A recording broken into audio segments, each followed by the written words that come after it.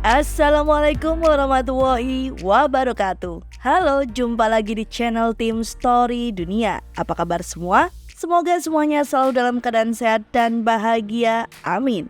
Baiklah, seperti biasa kami kembali hadir untuk membahas mengenai kisah menarik dari tokoh-tokoh terkemuka.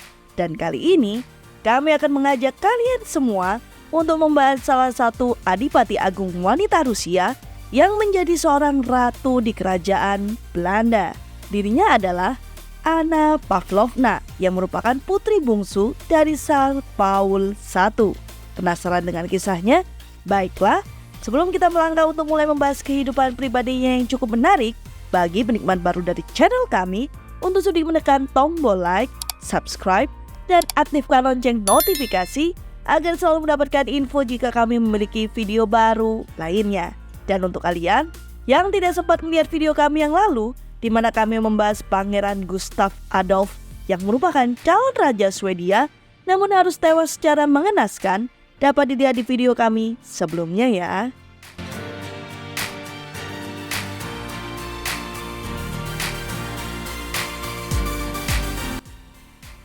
Anna Pavlovna lahir pada tahun 1795 di Istana Gatsina. Merupakan anak ke-8 dan putri ke-6 Paul I dari Rusia dan permaisuri Maria Fedorovna yang dulunya bernama Sophie Dorothy dari Württemberg.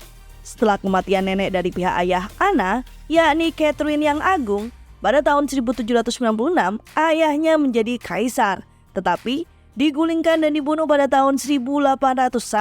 Ketika peristiwa naas itu terjadi, dirinya baru berusia 6 tahun. Dengan kematian sang ayah, saudara laki-laki Anna Pavlovna, Alexander, berhasil naik tahta. Anna dibesarkan oleh ibunya di kediaman musim panas keluarga Romanov, yakni Tsarskoye. Dia menghabiskan masa kecilnya di sana bersama dua adik laki-lakinya yang bernama Nicholas dan Michael. Anna dibimbing oleh pengasuh berkebangsaan Swiss bernama Louis de Seaborg dan menerima pendidikan luas termasuk bahasa asing yakni Rusia, Jerman, Prancis, dan matematika. Anna juga dikenal pandai membuat kerajinan tangan dan melukis. Anna memiliki hubungan yang baik dengan kakak laki-lakinya yakni Kaisar Alexander, namun dia paling dekat dengan ibunya dan dua adik laki-lakinya yakni calon Kaisar Nicholas dan Adipati Agung Michael, yang dengannya dia berkorespondensi melalui surat sepanjang hidupnya setelah meninggalkan Rusia ketika sudah menikah nanti. Setelah kematian ibunya pada tahun 1828, ia menjadi sangat bergantung pada Nicholas yang akhirnya menjadi kaisar pada tahun 1825. Pada tahun 1809, Kaisar Napoleon I dari Prancis melamar Anna setelah gagal mendapatkan kakak perempuannya Ekaterina atau biasa disebut dengan Catherine sebagai calon pengantin. Ibunya berhasil menunda balasannya yang cukup lama hingga Napoleon kehilangan minat dan menikahi Adipati Agung Mary Louise, putri Kaisar Austria yang berusia 18 tahun pada tahun 1810. Pelamar lainnya yang datang melamar Anna adalah Charles Ferdinand, Adipati Berry, dan calon pewaris tahta Prancis dan Adipati Clarence dari Saint Andrew dari Inggris, namun keduanya juga ditolak.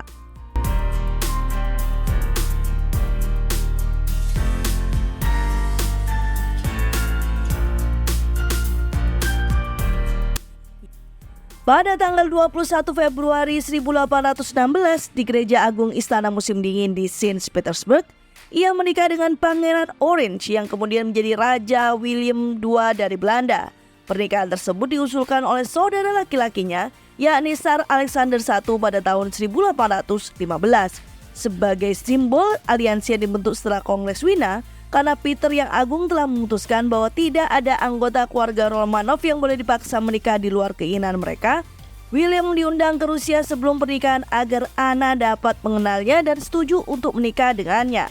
Anna senang dengan sosok suaminya kecuali fakta kelahiran sang pangeran yang dianggapnya lebih rendah daripada kelahirannya.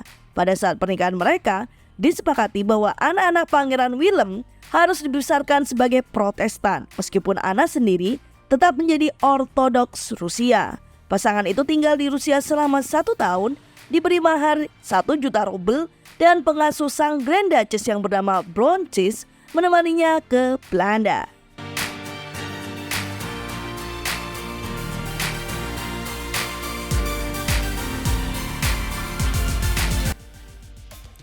Di Belanda, Anna dan Willem diberi istana Krunsdijk dan istana Sorsdijk sebagai tempat tinggal mereka.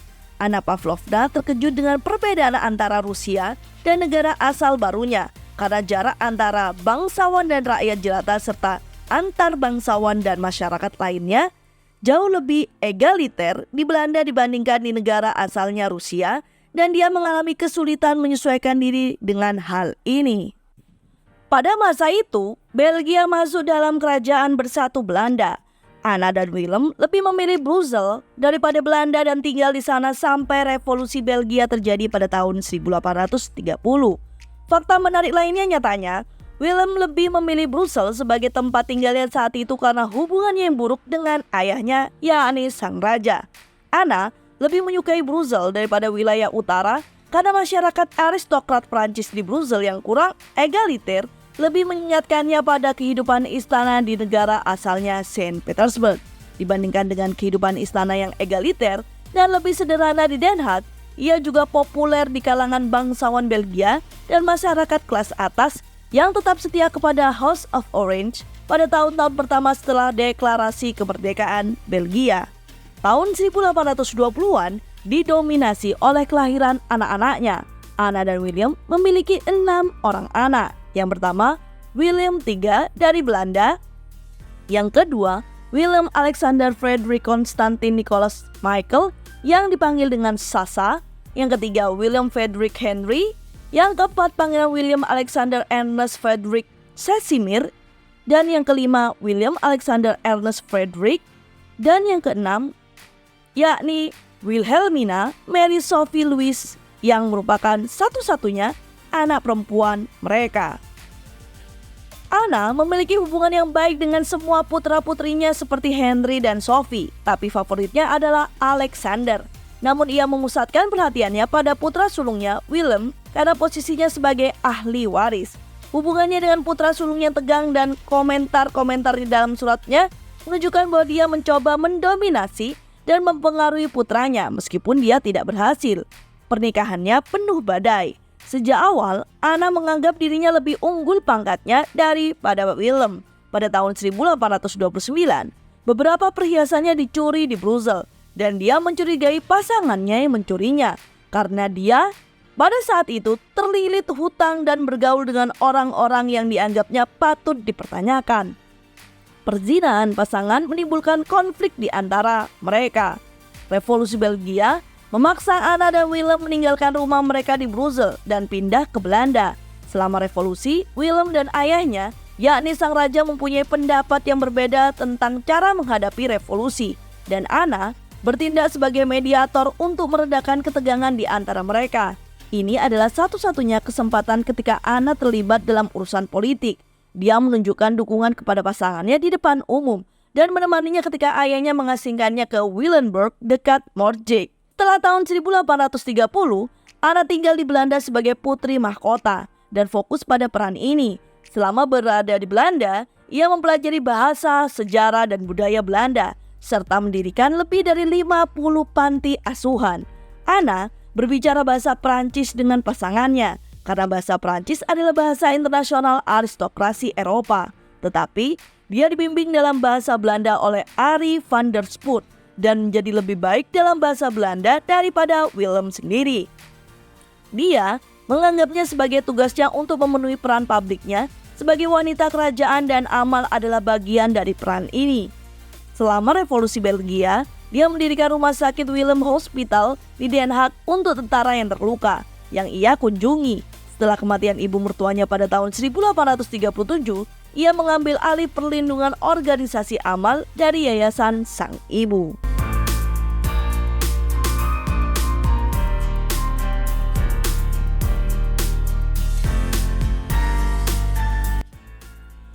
Pada tanggal 7 Oktober 1840, setelah ayah mertua Willem I dari Belanda turun tahta, ia menjadi permaisuri Belanda dan suaminya dilantik di Nieuwkerk, Amsterdam. Anna menghadiri pelantikannya dengan gaun kain perak. Sebagai ratu, Anna digambarkan sebagai orang yang bermartabat, bangga dan menjaga jarak terhadap publik. Dia tidak pernah menjadi ratu yang populer, namun bukanlah tujuannya untuk menjadi populer di kalangan publik, melainkan untuk dihormati karena telah menjalankan perannya sesuai dengan aturan. Anna Pavlovna digambarkan sebagai seorang wanita jangkung dan anggun dengan penampilan yang agung, bangga dan selalu mengidentifikasikan dirinya dengan pangkatnya sebagai Adipati Agung Kekaisaran. Dia tidak pernah melepaskan pangkat kekaisarannya dan sebagai pengikut etiket dan upacara yang ketat, Anna diakui sebagai orang yang berbakat dan cerdas yang dengan cepat menguasai bahasa baru serta memiliki informasi yang baik dan pemahaman yang jelas tentang politik kontemporer. Dia juga merupakan karakter berkemauan keras dengan temperamen panas. Namun di balik itu semua, dia juga sangat menyayangi ibu dan kedua adik laki-lakinya serta urusan keluarga mereka. Anna Pavlovna berkorespondensi dengan ibu dan saudara laki-lakinya di Rusia, menghargai kenangan akan negara kelahirannya yang tetap menjadi patriot Rusia yang kuat sepanjang hidupnya. Dan dikatakan bahwa dia lebih berperan menjadi Adipati Agung Rusia dibandingkan dia menjadi Ratu Belanda. Dia memiliki kapel pribadi ortodok Rusia di kamar pribadinya dan memiliki pendeta sendiri serta anggota paduan suara Rusia untuk melayaninya. Dia mempertahankan agama ortodoksnya dan terus hidup sesuai dengan adat Rusia dan kadang-kadang tampil dalam kostum nasional Rusia.